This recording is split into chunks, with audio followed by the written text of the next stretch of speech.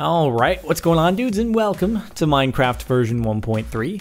As it turns out, the time between 1.2 and 1.3 is the longest ever period between two updates, but needless to say, it was made up for quite well with all the intermittent snapshots and pre-releases, not to mention the lengthiest changelog of all time. Because of that, actually, it would probably take a few hours to go over every single change in depth, so I figured I'd just take you on a run through of some of the more significant changes that have taken place. So let's start off with the menu screen, shall we? When creating a new world, more options will reveal several new fields, including enabling cheats and a bonus chest, as well as the added large biome world type. In-game, a bonus chest will provide newer players with some ready-made items to get them on their way. Large biomes will do just what the name suggests, and enabling cheats will allow you to access a text field much like in multiplayer, where you can input most of the vanilla multiplayer commands in your single player.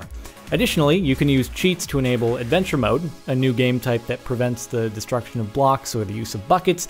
It's useful for discouraging cheating and things like adventure maps. Over in the multiplayer menu, you'll notice the scanning for LAN worlds text under any of your servers that you have saved. With Minecraft 1.3, your single player game is actually run through server software, something that to my knowledge was done in order to make bug fixing for single player and multiplayer a more streamlined process, so bugs fixed in multiplayer would directly apply to single player and vice versa, so they're one and the same.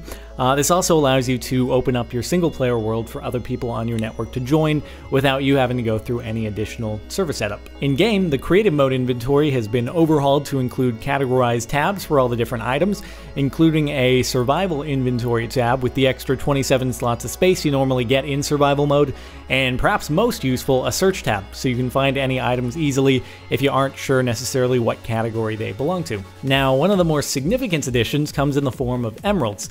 Emeralds are mostly used as currency for the new villager trading system, economy, whatever you want to call it. They can be obtained via trading with the testificates, or they can be mined naturally, though their ore spawns are much rarer than diamonds even, so your best bet is to just find a testificate in the village who awards them to you for another easier to collect resource, of which there are plenty of different variations of trades in which they will give you emeralds in return. Emeralds, like diamond, gold, and iron ingots, can also be crafted into decorative storage cubes, if you please, and you have a huge surplus of them that you want to decorate your house with. Enchanting has also been updated to make more useful attributes easier to obtain. The max level has been lowered to 30, with the new level 30 enchantment being equivalent to a past level 50.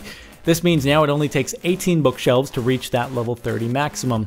Additionally, the bottom slot of the enchantment GUI will always show the max level that can be reached, meaning you no longer have to click a million times in the hopes of finding a max level enchantment.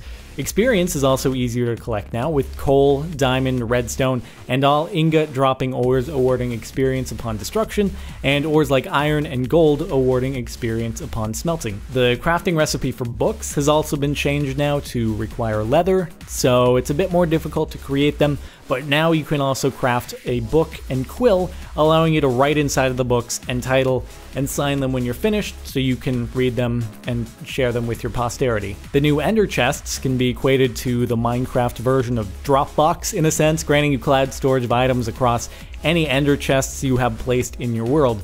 Once placed, the only way to retrieve one is with a Silk Touch pickaxe, else the chest will leave 8 obsidian behind upon destruction.